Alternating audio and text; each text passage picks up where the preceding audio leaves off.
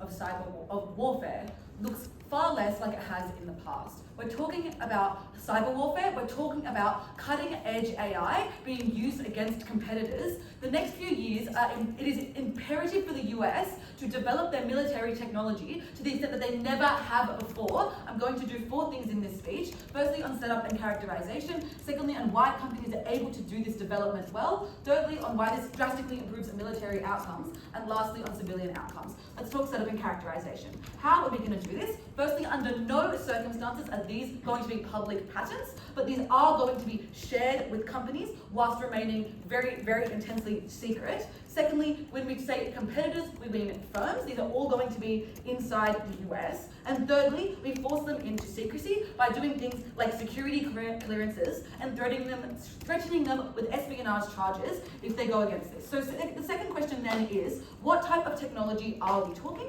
Firstly, it is speculated frequently that the US military tech is like 5 to 10 years more advanced than the public knows about. But secondly, this spans across all levels of military operation. This looks like personnel operations, this looks like combative operations. This looks like, for example, vaccines that soldiers get that the general public does not have access to. Thirdly, this is obviously very cutting-edge technology, which has been bred by military competition. This looks like cyber warfare, as I flagged to you, AI, like biochemical compounds. Then the third question then is, what are the interests of the US? Firstly, this is both about the US government and their population, insofar that their interests and incentives overlap with the government. Both material conditions are improved by winning the power conflict with China, along with the ideological desire for the public to want to win this power conflict with China. Secondly, they care about military outcomes. This looks like having both a strong military, but also having an efficient military. Obviously, the US spends most of their budget on the military, and it is the most expensive in the world. Lastly, we care about civilian outcomes in this debate. This looks like the health of the population. This looks like the security of jobs. This looks like the population feeling safe and stable. Let's talk about why companies are able to do this well. And the first question then is, why are companies able to be trusted with this information? Firstly, it is only given to US-owned companies or majority-owned because their incentives obviously align. Second, we threaten them with extreme sanctions. Thirdly, we are happy for companies that where they do release a product based on proprietary military design, to not reveal that to the public. This looks like a pharmaceutical company releasing like a very, very new product, and when people ask, where did you get like this technology from? They're just like, oh, like that's a secret, we can't tell you.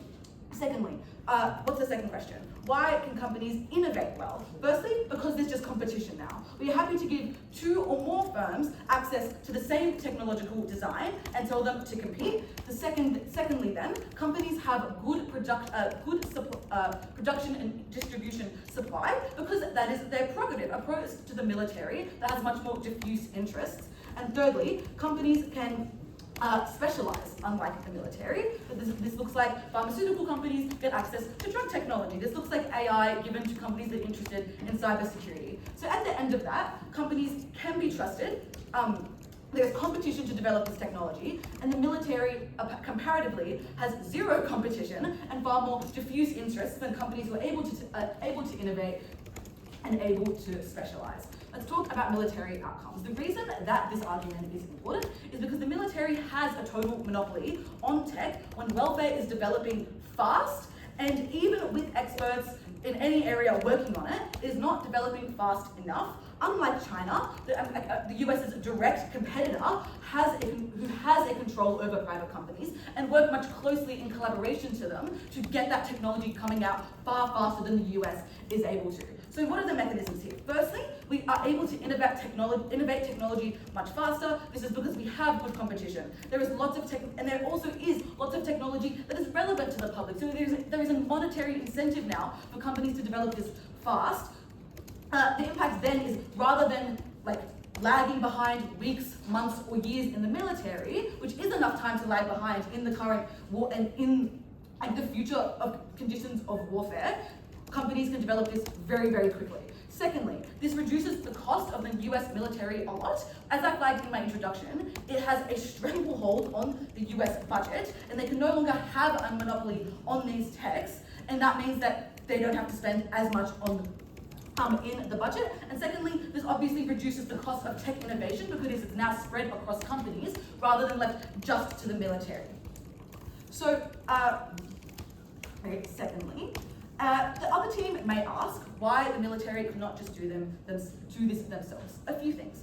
Firstly, there is not as much pressure on them to work quickly because it's not like the public does not perceive the military interest to be good for the public in getting maybe new vaccines out. That's not their prerogative, so they don't need to be perceived as doing things for the public, but the public does perceive them as being ahead. So they don't think the military has any incentive to work any quicker because they think that they are ahead already. And secondly, although they appear to be ahead of competitors, we get this off imperfect information. We don't know what China is doing with their technology. They are never going to release that information to the US, their direct competitor. We don't know what other competitors are cooking up in terms of welfare. And thirdly, to the extent this is done by firms already and then sell this technology to the US government for military use, they have no incentive to innovate because they already have lucrative contracts that get them all the profits they need. So the impact then is that we get a better US military and it is far more competitive and the outcomes of the military are far better.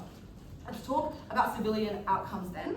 Firstly, many of these technologies just can be repurposed for civilian use in a way that makes them feel safer and in a way that makes them feel far more secure. This is like taking intense security, just like proprietary designs, and watering them down so they can be used on people's phones. This looks like the vaccines that only soldiers are getting access to, being used on the general public for new diseases that happen and spread to the public. So secondly, this protects their job security by, for instance, allowing leading American companies access to cutting edge AI before China imposes this on them. There is an imperative for companies for the American public to have their jobs saved. And they perceive AI being far more developed in other countries than in America, and they want to get ahead on this. And thirdly, health outcomes. As I flagged, a lot of technology is to keep soldiers alive. It is largely for combative purposes. In the way that we can water down these designs so that they can be used for the public is obviously a massive win for civilian outcomes. At the end of this, you have far more imperative for the US military to develop technology quickly, and you give them a way to do it by giving companies that specialize, that are able to have the money and the interest to do this, to develop this technology for monetary incentives. You get far better military outcomes. You spend less on the budget, you spend less overall. And finally, civilians obviously get access to technology that's previously been gatekept from them, that previously they have not been able to reap the benefits of in job security and health. Obviously, so proud to affirm.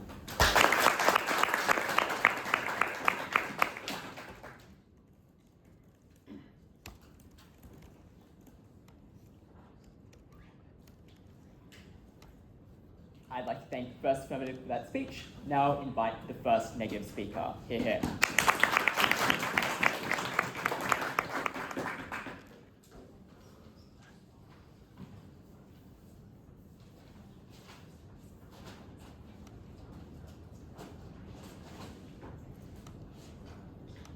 Starting my speech in 3, 2, 1. A few points of speech. Firstly, some points of setup. Secondly, why military dominance gets so much better on our side of the house. Note this is going to directly engage with their whole point of innovation. Thirdly, why you restrict the economic dominance and the livelihoods of American citizens in themselves. We're going to talk to you about why this is so bad and also must be weighed so highly, even in Sam will touch on this. In terms of setups, we agree with a lot of their characterizations on what the interests of the US are. We just want to add two main things. Firstly, the US obviously cares about their domestic livelihoods. We also want to note that the US military has a large employment base in its citizens, right? So they obviously care about maintaining the system, etc., etc. We also want to note that the reason that the United States has been able to be so militarily advanced, so technologically advanced, is because of technology, right? Because they have the technological means to develop, to advance, and provide a better product. Okay, so why does the military dominance actually get so much worse on Team Affirmative side, and why do we actually protect this interest from the United States?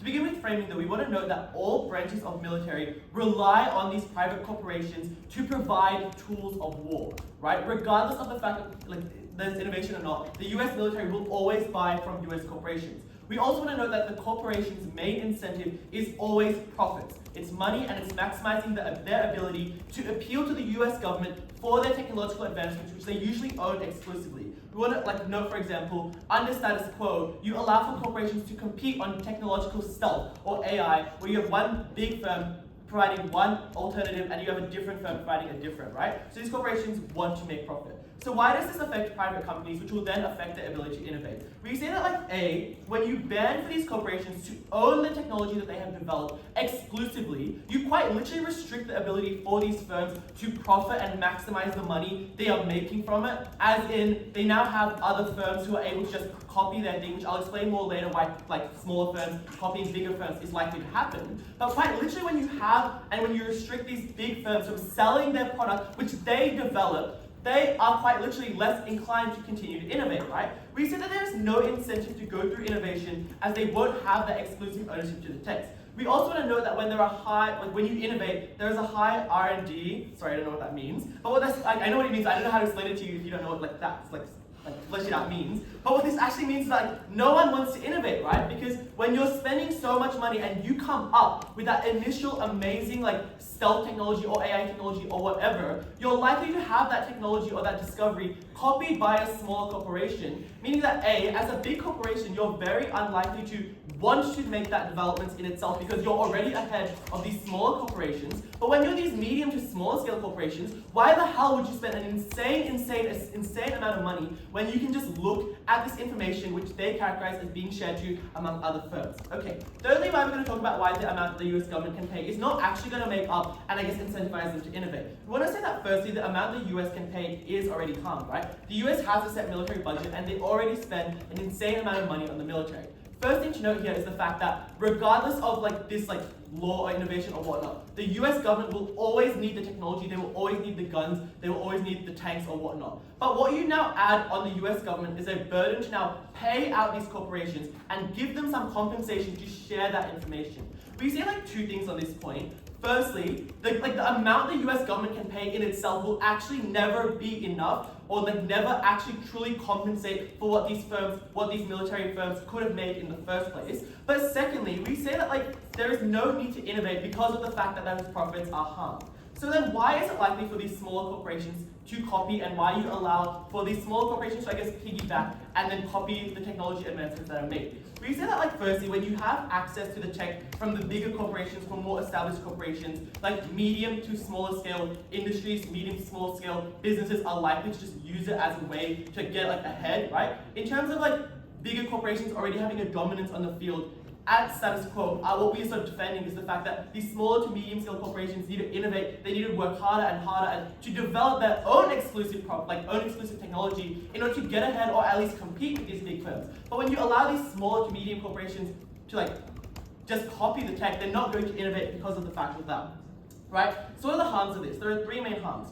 Firstly, it directly reduces the military edge of the United States in itself, right? Quite intuitive that it's not in the interest of the United States to have less technological advancements, to have less of an edge in terms of the development of their technology and their weapons. But secondly, we say that how strong the US military is because of the fact that we allow for this competition. We allow for big firms and medium firms to compete on having exclusive ownership on technology and advancements. We say that if it's not on top or ahead of these technological advancements, the United States military would not be in the position they are today. As in, if we did not allow for big firms to compete with each other and make their own exclusive property, the US would not have the innovation they have today and therefore not be ahead of the game, which is in their interest to maintain military dominance, right? But thirdly, we also want to say that the United States relies on military exports to maintain their soft power, to maintain their global dominance. When you quite literally reduce innovation in the United States, which we just provided so many strong mechanisms as why this is the case, you quite literally therefore reduce their ability to have that singular, exclusive, better product than say China or India. We're not saying that China or India can access the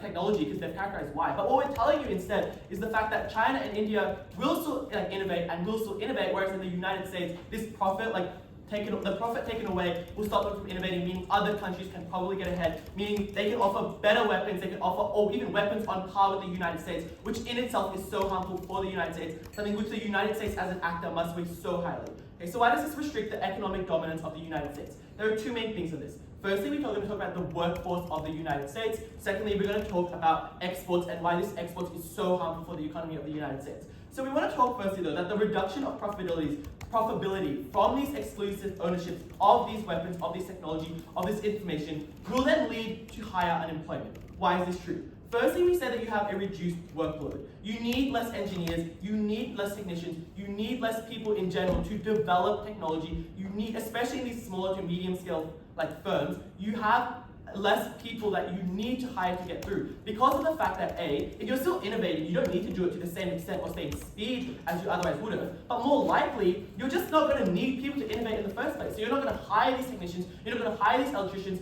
if you're a smaller, struggling workforce, right? In our best case scenario we're pushing is that you have super high unemployment because these military corporations themselves are basically they're dismissed, or they're not as prominent as they are in status quo, right? But in another likelihood case, even if these military industries are still strong and still hire people, you still have a loss of jobs regardless because of the fact that this need to innovate is no longer the same extent. I mean, you're not hiring the same amount of people as you otherwise would. This is so important for the United States because obviously they want to have a strong employment, they obviously want to have a strong economy because of the fact that they want to be seen as this global leader, the American dream. So why then is exports going to harm jobs and GDP on that same scale, right? Because what we tell you before the other argument is the fact that exports are likely to go down when other countries can develop their own technologies, when the United States is not as competitive in terms of innovation and technology. What this means is two things. Firstly, the GDP of the United States goes down, intuitive, not in the interest of the United States. If you're buying military exports from other countries, obviously the GDP goes down. But secondly, when jobs are harmed because of the fact that these firms are buying it, you quite literally are harming the jobs, prospects, and the economy of the United States in itself. We say that this is so important for the United States because of the fact that they're seen as an economic superpower, because of the fact they're seen as a military superpower, and when you quite literally remove the profit incentive from these military firms to innovate, to develop properties, you aren't going to get that same level of innovation. So fascinating.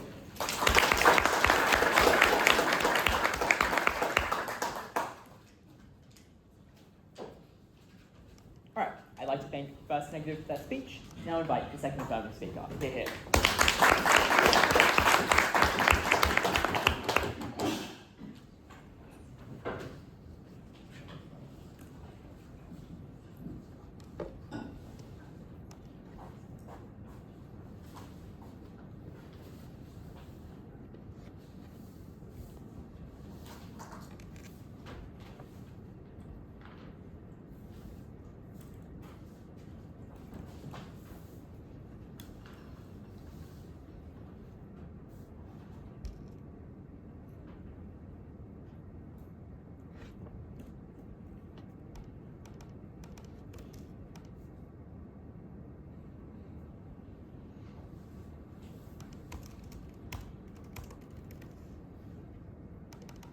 One of the biggest booms of innovation in human history occurred when the internet was invented. The reason for that was because firms and people could share their ideas at a rate never before. What this didn't mean was that everyone decided to throw in the towel and stop this innovation business. What that meant is that people could build upon the ideas that everyone else was doing and supercharge humanity into space, into medicine, into AI. Every invention and every innovation occurs through cross-pollination. Cross-pollination that side negative would deny the military, and one that the US needs so desperately right now. Firstly, let's pump this claim about why you don't get competition they bring, and I think is the only push that they bring. First claim that they give is that competition works currently, and this means that people are already really good at doing this military innovation. But I would just question the validity of this claim, because I think they missed the setup we give you. Because currently, firms actually can't compete with each other because they do not know what they are competing on. A bunch of independent military firms are all kind of working on their own stuff. You can't look at anyone else to see what they're making because of the privacy and because of the secrecy. You could be working on AI and someone else could be doing the exact same thing as you, and you simply don't know. So you do not know where a niche in the market exists. You do not know where your competitors are failing. This means you cannot allocate your funds efficiently. So there is no competition mechanism that they can defend on their side. What is currently happening is that people are literally just throwing shit at the wall and hoping something sticks. And eventually it does, and that's how the US got things like tanks and stuff. But in a current climate where warfare is changing so quickly, we cannot default to random chance, we need a more political approach.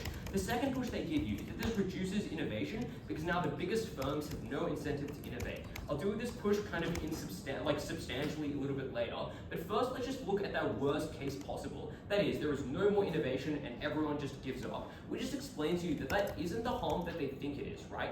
Because what they say is that people just kind of take the technology that already exists and smaller firms steal it and produce it instead. But this is just smaller firms who are more efficient, who are better at producing their technology, and who can do it at a lower rate, producing it instead. And this means the military decreases in its cost. This means it is more reliable in its manufacturing. And this means that the US does increase in military strength. And no, that is the worst harm this opposition then pushes you. Unclear why that's debate winning for them. But second of all, I'm unclear that it is only established firms that are operating under this incentive mechanism. Because fine, maybe large firms don't want to innovate anymore, but I will challenge this premise in a second. But perhaps smaller firms now enter the market, do some innovation, and then get paid for that R&D, and then leave the market. And then this innovation has occurred, the larger firms can adopt it and produce it in mass scale. This means that we don't actually need to rely on the big firms that they say don't innovate anymore in order to get all of the benefits of military. But let's second of all just explain why it is so obvious that there is still competition between firms.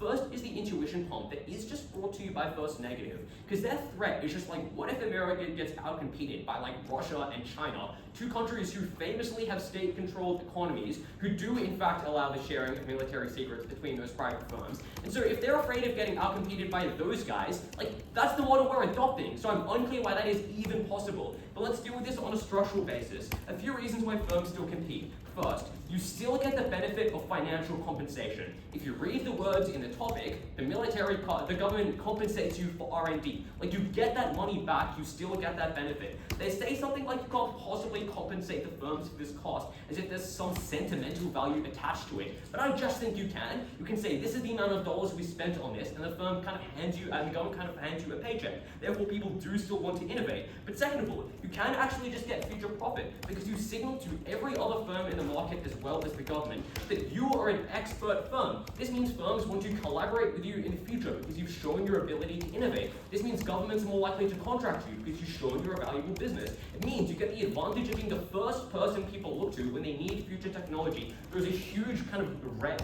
and brand benefit to doing this kind of innovation. But third of all, you do get a first mover advantage when you're the first person to produce this technology. Because yes, maybe everyone else eventually can duplicate this technology, but when you're the first one to come up with it, you're the first one to be able to sell it. When we explain to you the imperative that you need this innovation now, it means the government buys it from you straight away. So you get a huge quantity of profit for it before the market adjusts and gives you all of this benefit. But finally, we explain to you because of the trickle-down mechanisms we identify, this technology can just eventually be made public. So when you do create that kind of output of that technology can eventually be made public. This means when you produce this technology, after a while, you can be the firm that sells it to the public. You can increase your ability to innovate and to manufacture, and that does provide you a competitive edge. All that is to say is that there is a number of benefits to innovation that means firms do in fact still innovate, and even if they don't, smaller firms can just enter the market, do this innovation, get a paycheck and leave, and that balances out the kind of innovation we get. What is their second claim? Why doesn't that work? They say that this is really bad for the economy because it causes mass unemployment.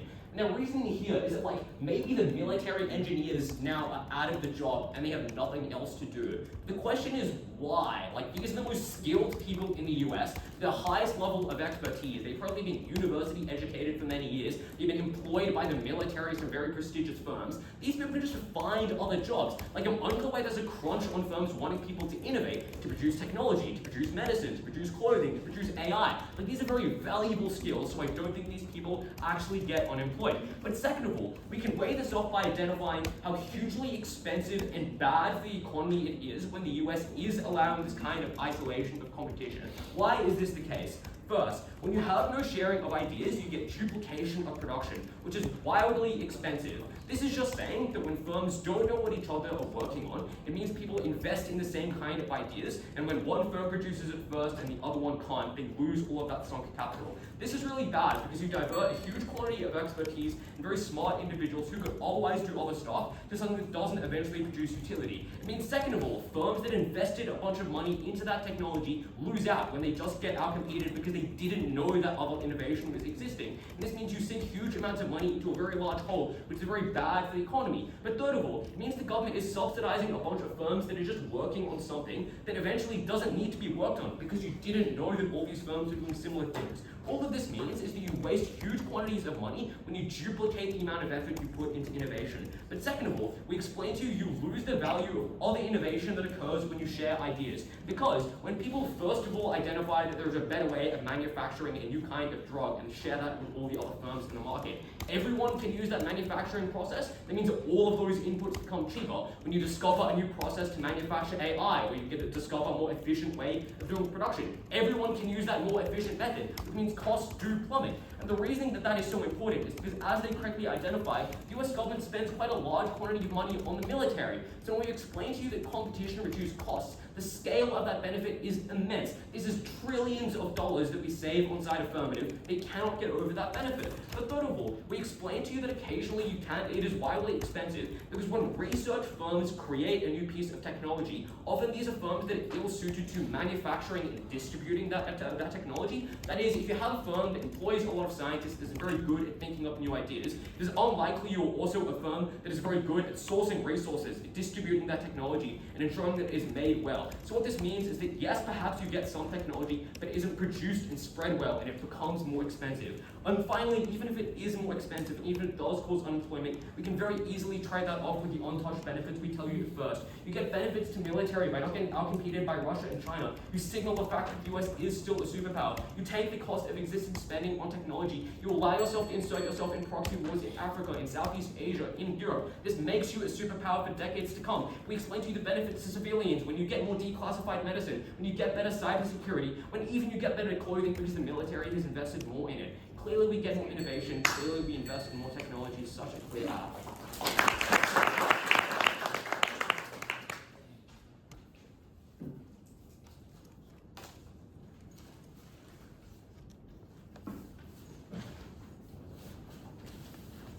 All right, I thank second Affirmative for that speech. Now invite the second negative speaker. Hear, hear.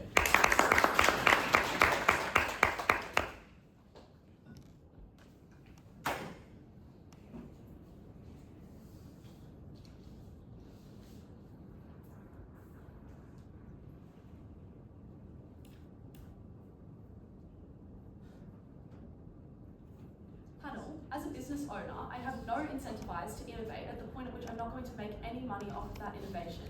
At the point at which I am simply only being paid for the things that I'm actually producing and not how good of a quality those things are. Obviously, I have no incentive to innovate as a business, and we think this is inherently the thing that we push to, and it mitigates so many of the harms. In fact, completely crushes them on our side. So particularly this, I think this mechanism is very important in this debate, right? And it was something that they slightly pushed back on, but I think that it's kind of still stands. And so I'm just going to whip a little bit of that now. What we told you is that private companies do become less willing to innovate on our side. This is because they are essentially banned from owning the innovation, right? Why is this bad? This is bad because R&D costs are obviously valid in our world, because of the research and development costs are valid in our world because you can sell things to the US government, right? In their world, you are literally banned from profiting off of this innovation at the point at which you cannot sell this to the US government because they have no incentive to buy these things, right? At the point at which you aren't being paid for patents and things like that, you just get far less payouts in their world. I think this is inherently a bad thing, right? So what this means is that I think what we tell you is that we hear that building off smaller businesses and things like that is inherently going to be a really good thing. What we tell you is that you first of all, don't innovate because you can copy, and therefore you kind of have less of a desire to innovate in the first place. What this means is that in our world, you can do things more cheaply because you can, in our world, you can do things cheaper, we kind of agree with that. But you can learn about how to make things more efficient, right? We agree with that. But I think the important thing to say here is that big firms are kind of more likely to innovate and smaller firms are not, meaning that they're kind of no longer at the forefront. And I think the key thing to say here as well is that at the point at which firms are less likely to innovate, there is a huge this takes away a huge security edge that the US has on the global market, right? We think this is inherently bad because, at the point at which firms are like not being paid for like their ownership and things like that. Yes, they have incentives to make things cheaper. They don't actually have incentives to make things any better, because if I make something better, I will not own that thing being better, right? Therefore, if I like want to make like an innovation, right? Every other business, like tomorrow when I wake up, every other business in the market is going to have that same thing, right? That same thing is going to be sold. Therefore, obviously my thing no longer kind of has any economic interest, right? We tell you that yes, innovation is good, but at the point at which you kind of disincentivize firms from innovating in the very first place, right? This is the precursor to innovation not happening. This takes away a huge security edge for the US. This is inherently a really bad thing. What we tell you, and note that this is directly responsive to a lot of the economic arguments that we get from Second Act, is that you can no longer own the things you design, meaning that you cannot make any profits from things like exporting, right? We tell you that in our world, even if obviously maybe I'll get some money from like compensation from the US for being able to sell things to other firms within the US, right? We tell you that actually at the point at which I am not allowed to be the sole proprietor of something, I therefore cannot make any money from selling that thing to firms around the world, right? Note that a lot of the reasons that in the status quo, US uses their military exports as a huge, we told you, a huge tool of soft power, right? At the point at which I actually do not own those things, I cannot sell them to the rest of the world. I cannot make money from China buying whatever, or US allies buying my military things, right? We think that this is a huge way that the US is able to assert their military dominance is through this innovation and technology. At the point at which first you don't have this innovation, you don't have this technology, you can't sell that, but then also if you do, you don't own it, therefore you can't really sell it and you can't make the same amount. What we think is that the compensation, we wanted to hear that, you still get compensation, we heard that you still get compensation from this, therefore that's a good thing. We tell you, actually no, compensation will never equal the same amounts that you get from these international exports, right? The US just doesn't have, but also the US just doesn't have as much, because the US just doesn't have as much capital as these international institutions, right? We think that in the status quo, if I am providing the US with a bunch of guns, they just have to pay for those guns. They don't actually have to buy the guns plus an amount to compensate in order to own those things, right? In the status quo, they just have to actually buy the things off of me, right? That is inherently an extra cost that the US then has to bear, which is inherently a bad thing, right? We think that, obviously their military is super expensive. We don't think adding an extra cost on top of that is ever going to be a good thing. And therefore, you can never make quite as much money from these things as you would in their world. Note that this is in our worst case, right? We think that the compensation would actually be quite low because of the fact that the US has no incentive to pay you any extra for these things. But that meant that you can't sell these things to other companies, you can't get as much compensation, and you also can't sell internationally. We think this is a huge, huge harm. I think in terms of what we heard, sorry, the structure is a bit of a mess, but going back to innovation, I think in terms of what we heard at second about the internet, the internet would have never been created. We have a few kind of key responses to this. We think, yes, you cannot build, and this is because, you cannot own your proprietary military design. We told you that about innovation, all the mechs there. But I think as well, there's something else to say here, is that the US kind of would, and businesses do have a certain incentive to share small amounts of information that would benefit other things, other businesses. I think that obviously the internet was a good thing, and obviously that did happen in the status quo, right? Where you are actually, which is necessarily what we're defending, right? So we think that individuals do actually have some incentive in the status quo to share certain amounts of information. It's just not as high as a burden that they have to defend when you actually cannot own a single thing that you would share, that you create, right? I think the other thing to say here is that in the status quo, in our world, I think you can't build because, we heard that you can't do things build the internet because every firm is creating the same, designing the same things, and that's inherently bad because everyone's it's an inefficient use of resources, right? I think fair, but there's one response here, and that is the fact that obviously that is not in the interest of the US to have 300 different firms creating the exact same thing, right? I think it is intuitively in the interest of the US, and this is something that does happen in the status quo, where the US actually contracts out particular areas that they need help designing in, particularly militarily, right? They kind of have their gun companies, they have their AI companies, and they're kind of contracted out particular things that the US use in their military interest, right? If we think that cyber warfare is now going to be the thing at the forefront of international wars, obviously I would be contracting out different firms to do those things for me because it is kind of a contractual relationship as well, right? So I think that cuts out a lot of their things, a lot of their benefits that they claim with regards to building things and the allocation of resources, because the US does have an incentive to subsidize and kind of give out these contracts and things like that. I think you take out a lot of the money that they waste in their world, and what actually ends up happening is, as we said, I think that the thing that this ends up coming back to, and that is a huge thing, is that simply in our world, you do not provide the incentives for innovation at all. Yes, you provide the incentives for things to get cheaper and cheaper, right? Because that is literally all you have when you have a profit incentive on our side is, yes, you can make guns for cheaper and you can sell them for the same price, right? That's a good thing. But at the point at which I can make guns cheaper and I can make guns slightly more efficient, and then the next day everyone is selling that on the market. Therefore, you take away all sense of market competition. You take out all sense of all capacities to innovate. We think that is never going to be in the interests of these corporations, and therefore, as we told you, the impacts of this are massive. Corporations get worse. The military companies within the US get far worse. I think these are huge harms, very hard to negate.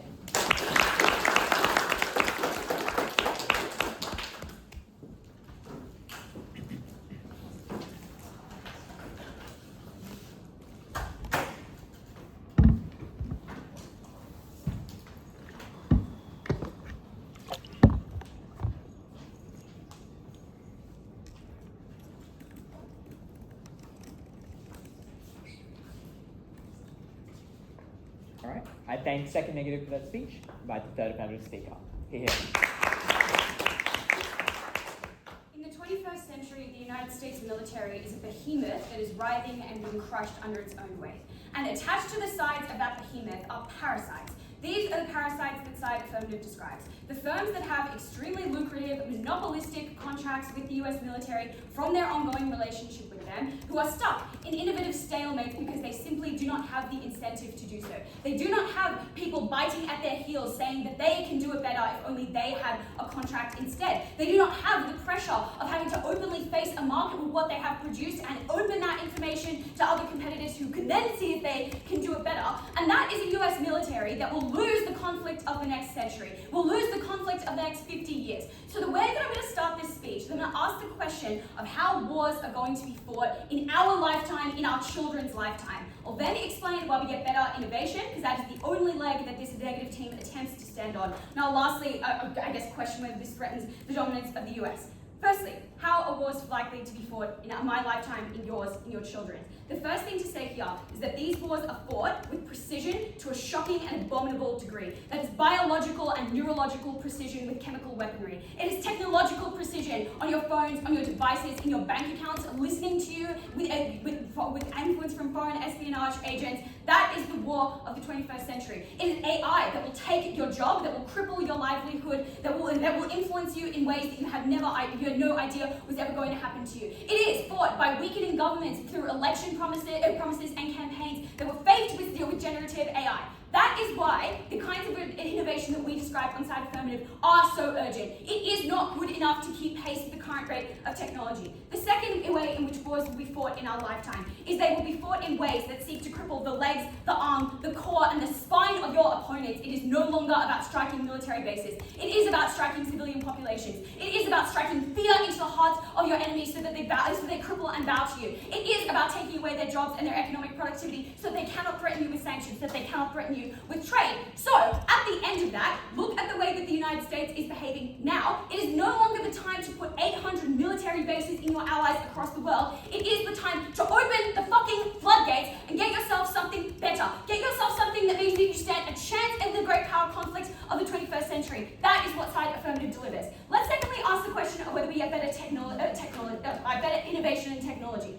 We explain why this is so important. We explain it right from first. They seem to brush past it. What are their claims on innovation? Their first claim is that these corporations are kind of in competition already because they get the government contract, and then that is their form of competition. The first is they do it confidentially. The first response is they do this confidentially and independently. So you don't know what your competition is working on because the market is artificially confidentiality that has to occur. Now, site affirmative maintains security by keeping that market somewhat closed, but the recognized US-based competitors within that market, allowing them access to that technology up to the point we have compensated those who own it. But secondly, that like many have very established relationships with the government in ways that they've been trusted in the past, they've been trusted to keep that confidentiality, they've produced a product that is somewhat good, so they're very likely to get it again in ways that are anti-competitive. So there is not actually a whole lot of incentive to re-enter this market if you are a new provider. There is not a lot of incentive to desperately compete for those incredibly lucrative contracts. Their second claim is that, well, now firms are just less incentivized to innovate. 6 responses.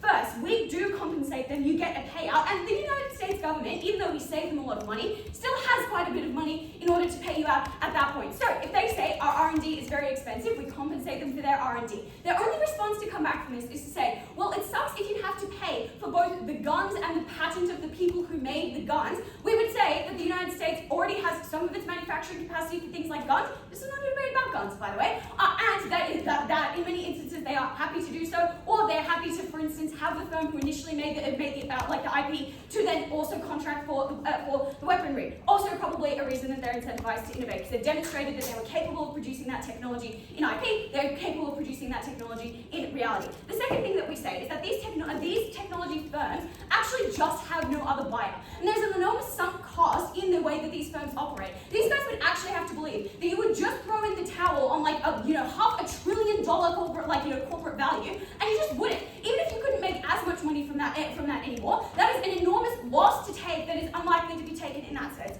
Thirdly, we literally will just allow them to develop and market technology to the public, which is hugely lucrative. Like many of the best technologies that all of you have in front of you right now were initially military technologies, like touch screens, like Wi-Fi, like many medical technologies you have already received. But the difference is they took decades to become declassified and be released. We loosen the monopoly on that information within safe confines in hugely lucrative ways that compete on that. Fourthly, while we allow people access to the initial technology that the government has acquired as a proprietary technology, what they do with that is on them. They don't have, if, for instance, they innovate that in a way that is very marketable to the public, they don't have to tell that to their competitor who is marketing a similar product to the public.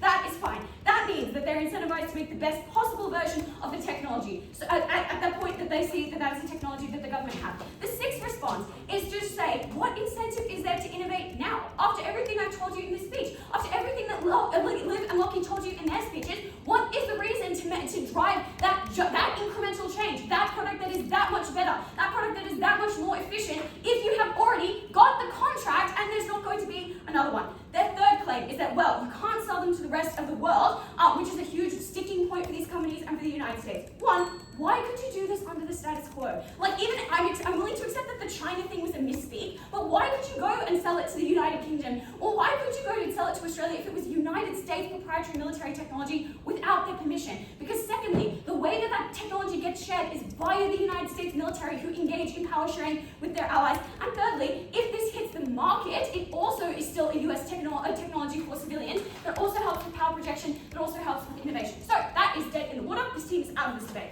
What do we tell you on innovation? We tell you firstly, we massively increase the efficiency of innovation because you can see where your competitor produces, and you as a firm that has access to information about your own capacity to produce things, your own capacity to innovate, at that point you make it way up. You look at that technology and either you reach the conclusion that you can do it better in a way that the US government will then compensate you for, and you can market that product, or you go, actually, I think they've done a pretty good job. I don't think I can do that specific thing better, but they have neglected this other part of the market, and you can see what other people have done in that particular market. So you make a cybersecurity product that is different than the one that has already been made by your competitor, if it is the case that you cannot do it better, as opposed to, as we tell you at Lockie, throwing some shit at the wall and seeing if it sticks. So you get a wider breadth of technology and a greater depth of technology and with innovation in that respect, because the firms that are capable of doing that select into doing it. Second, we explain that we save a ton of money. You either save that in the budget of the United States for other things, or use it on other military operations that only they can do, like that they're uncomfortable contracting out to private firms in the first place.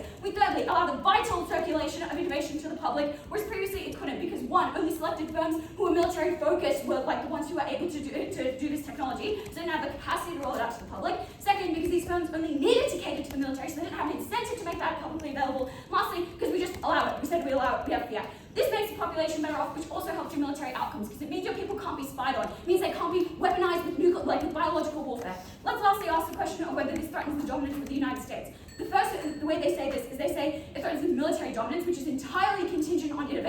already disproven. They secondly make a bunch of ridiculous claims about the economy, but when we explain, one, this protects the economy actually, and second, that these producers are not actually that large employers, so the circulation of wages is not overwhelmingly influential, a crushing victory for side affirmative.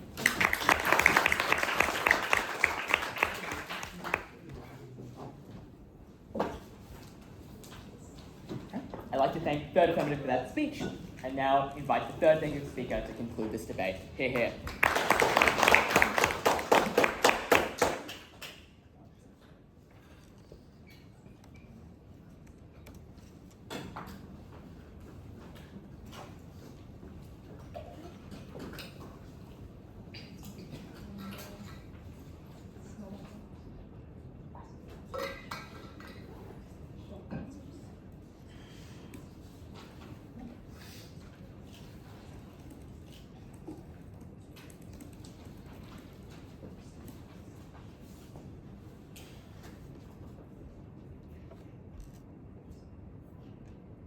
I cannot think of a worse nightmare for the United States than the dysfunction of its military-industrial complex.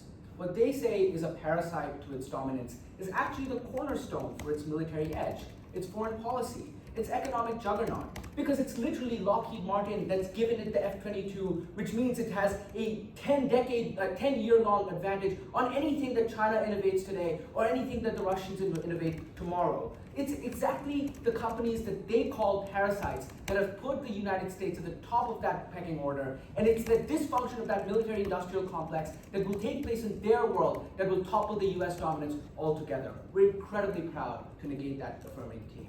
Let's start with a little bit of an example to make this clear.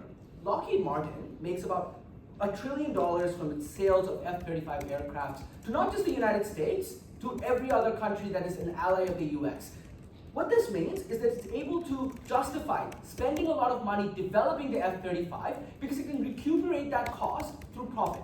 The problem in this affirmative world is that the ability for Lockheed Martin to actually recuperate those costs go down significantly because that patent is, or that technology is something that's available by their own setup to a vast majority of competitors in the US, and by their own mechanisms, by people who can produce these at a lower cost, which means Lockheed Martin actually gets kind of like screwed over here because they're not able to profit off of the technology that they develop. So why would they innovate? Why would they do R&D? This team does a lot of work to tell you things like competition and hoping that that somehow makes sense, but I will prove to you in just a second why that doesn't actually happen. Let's start with military, then let's go on to civilian purposes. This team suggests that currently there's a monopoly, which means competitiveness doesn't happen because companies don't know niche. They simply don't understand how the military-industrial complex works. The United States floats tenders that are public to companies that can then bid on that contract altogether. So for example, the F-35 program was a publicly available program that the US asked people to build. Companies went ahead and drafted up ideas about what they could. So Lockheed Martin made one prototype, Boeing made one prototype, and then the US saw, looks like the F-22 that Lockheed Martin made was something that was good, so we're gonna go ahead with that. Which meant that the identification of the niche was never a burden on the private market. The US government itself identified that niche and then asked companies to innovate on that in and of itself. The second thing they suggest is that they use this example of the internet and say that you can innovate because you want to build on that. But I don't understand why you would be able to build on it if you ban proprietary military designs. Meaning, if you do not own the design that you innovate, if you cannot build on the things that have been done before, because building on it means that you no longer have access to it, then why would you innovate altogether? It's unclear to me why exactly not being able to profit off of something that you spend incredible amounts of money on is ever something a profit-seeking company will ever do. That's a hurdle they never get over. The third thing they say, and this is at second, is that you have some form of first developer advantage because if you develop first, you can sell first. But I think their own mechanism here shoots themselves in the foot because other firms, by their own admission, can produce these same things at a far lower cost. And if that is true, and if the technology they're producing is the exact same thing because they have access to the same design, why wouldn't a company like the US, a country like the US, buy those smaller, cheaper products as opposed to the ones that Lockheed Martin would sell? So it's deeply unclear why that first developer advantage exists. Maybe you can capture the market for the first year or so, but once the word gets out, everyone else is going to catch up. Your ability to make profit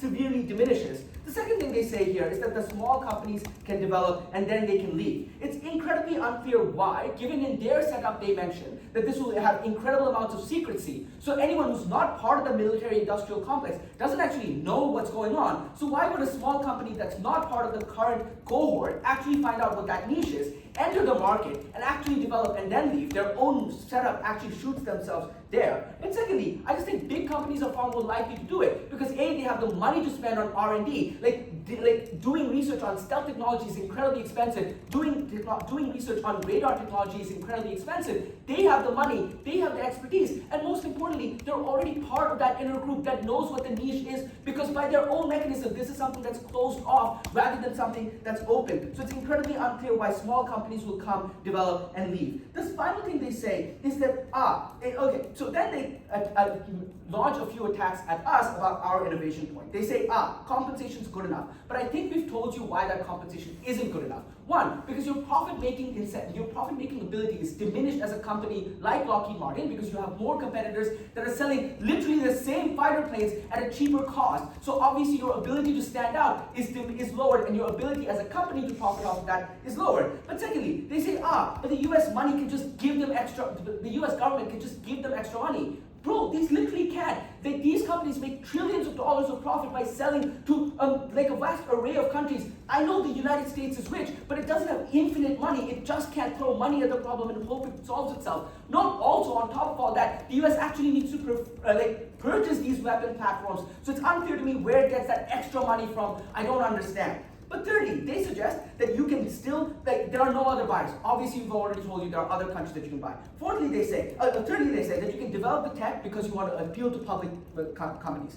If that's the case, then why don't you just be a public company, be a company that innovates things for public goods? Like AI is a public company, like OpenAI is a public company that does things for civilians. Like clothing companies innovate things because they do want to do things for civilians. It's incredibly unclear why military innovation is the tipping point for you to do this. It's absolutely unclear why companies would then want to do both things when they could just be more profitable by focusing on the civilian one. Fourthly, they say that there's no need for you to drive change. But again, I told you, you don't need to drive change. The US government is the one that's asking you to develop technology that it can use in its warfare. So obviously that isn't a problem because the US government is the one that's identifying niches. Let's tell you why innovation goes down though. Because innovation relies on justifying the cost of R&D. And when you cannot recuperate those costs for profit, there is no justification to do R&D, which means if your profit goes down, your ability to justify R&D costs go down, your ability to innovate goes down altogether. But innovation in and of itself wins us the debate because the United States doesn't care about cutting costs. It spends about $1 trillion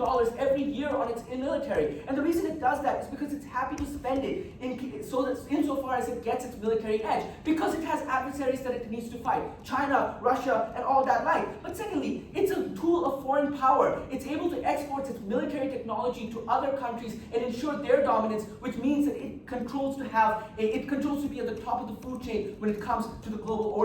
This is what the United States care about. This is what this team also agrees they care about. Insofar as we prove to you the innovation point, that gets us this debate. But let's talk about civilians. Because again, this team suggests that you are able to be more efficient that you're able to repurpose tech. That's in and of itself good. Again, I'm telling you that civilian matters can be done by civilian technologies and other companies and other industries that also cater to the civilian market. It's unclear why civilians are far better off when companies like Apple and OpenAI continue to innovate on those fields that civilians actually buy and sell from. But I think this team never engages with the economic harm we bring to you at MAD, which is this idea that you lose jobs. Even if here's the thing, we tell you that the likely case is that the entire company like Lockheed Martin no longer innovates, so it shrinks entirely a lot. And since they're one of the biggest employers, that results in a lot of unemployment. But even if this team suggests that other companies can come up in that place, I think you just don't get over the harms of a big company capitulating, like the companies like Lockheed Martin, Northrop Grumman, which still has an economic cost associated with it in terms of the unemployment it generates. Look, civilians will be harmed. The military will get stagnant. Vote negative.